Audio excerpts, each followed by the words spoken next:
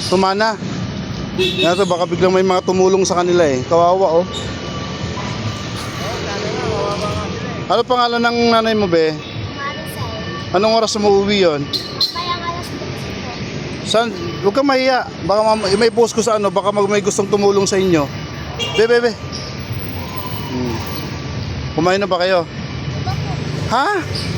Break pa? Agahan di pa kayo kumakain? Oo nga, antay pa nga ni mamamin. Ito guys, so kawawa yung mga bata. Hindi pa daw kumakain ng agahan. Oh. Hindi din siya iniwanan ng kuya ko ng pera. Bali dito sila nakitira guys. Nakikitira lang sila. Yan oh. Kawawa naman. Dapat itong mga to ang nabibigyan ng scholarship program. Yung mga wala talagang, yung mga walang-wala talaga ba? Nakikitira lang daw sila dito. Kawawa mga bata. Ano? Baka meron pong gustong tumulong sa inyo sa kanila. Ano?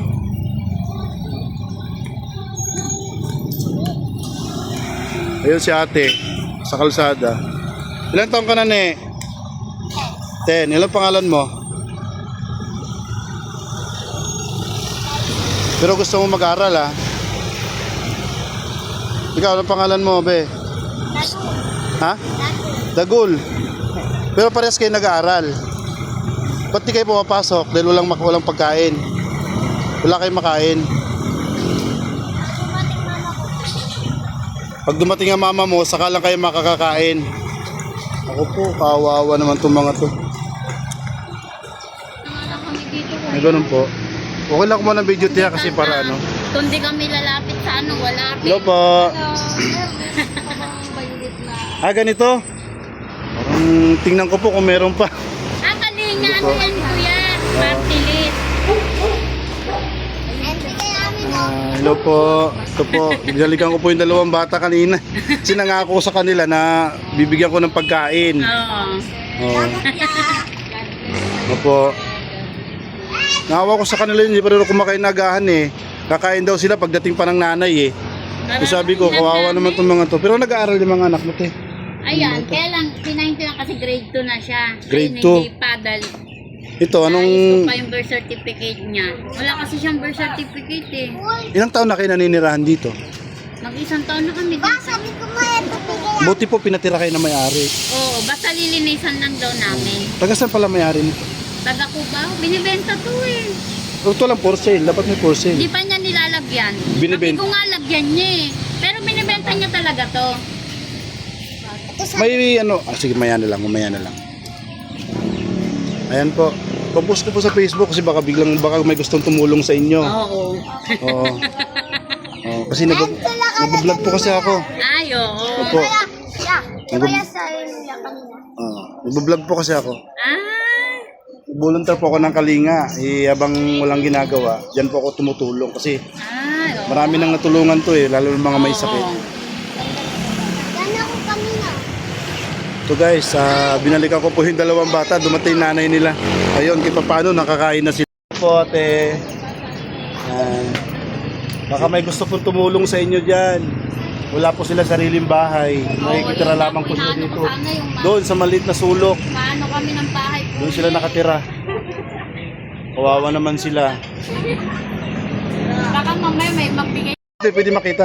Ayun, liit lang kayo po. Picture. Ayun po, no? Tingnan mo na lang kuya sa loob. Oo. Liit lang talaga. Ito lang yung bahay niyo. Kaya magandang tanghali po. Ito po yung bahay nila. Meron din po. Ito lang bahay niyo. Ito lang talaga, kapiranggot. Baka kami kasya kuya. Ilang kayo dyan natutulog? Kami lang. Video Siksikan natin. na lang. Ha? Siksikan na lang kami kuya. Grabe, ang liit. Yung mahigit 10, 8 ba kayo? Sobra? Yung iba sa labas na. Wala. Grabe. Awa-awa yung bahay nila guys. Liit ng wala din daw po silang tubig. Saka kuryente. Kuryente. Kaya pala kanina, yung aso, nung nainitan doon, binano ko ng tubig. Sabi ng bata, wala ng tubig kasi wala din silang nawasa dito. Guys, sana po Sana may natulong sa amin. may mahipo. Matulungan po natin sila. Isipin mo, ang liit ng bahay nila guys. Isipin mo yan, no? Ang liit ng bahay nila. Wala silang tubig, walang kuryente. Pero kahit papaano, mabuting puso rin yung may-ari ng bahay kasi wala silang matirhan. Pinatira sila dito. Sila na rin yung nagbabantay ng bahay. Marami pang daga, nilalaki ka, nangangagat ka pa. Ah, ganon? Oo, Nakay na kami kinagat. kinagat ka pa. Dapat nagpaturo kayo, te. Delikado yung daga. Sinong kinagat sa inyo ng daga? Kami dalawa, pero mga bata hindi pa naman. Ang lalaki. Malaki po yan ang mga dito. Paggabi, tabasan na yan lahat. Mas Wala, mga lamok. wala kaming bahay. Titis lang talaga. Mga lamok lang. Tapos itis. Yo, maglinis-linis po kayo ng mga basura. Ayan, hindi kahapon malinis siya kuya. Umalis kasi Ngayon lang, kami. Para kasi yung mga daga, naano sa mga basurang ganyan eh.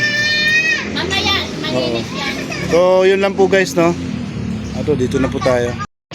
Sana po, Thank you, kuya. baka may gusto pong mag-abot sa kanila ng tulong. Kahit anong tulong po dyan, matulungan po sila. Kawawa naman po sila guys. Ito talaga yung mga taong nangangailangan talaga ng tulong. Oo, wala ka lang. Mga anak nila makapag-aral na maayos. Kaya daw pala hindi nakapasok yung mga bata. Kanina kasi nga, inaantay pa nila nanay nila, wala pa silang agahan. Yun po. Sana po makarating to sa mga taong may mabubuting puso. Matulungan po natin sila guys. Magbigay po ako ng konting tulong, ilang kilong bigas po at saka ulam. Pero syempre hindi naman yun kasi sa pang-araw-araw nila. Iba talaga yung may mga taong gustong tumulong din. Salamat kuya. Di po, i-upload ko po sa Facebook to. Apa, thank you kuya. Di po, salamat.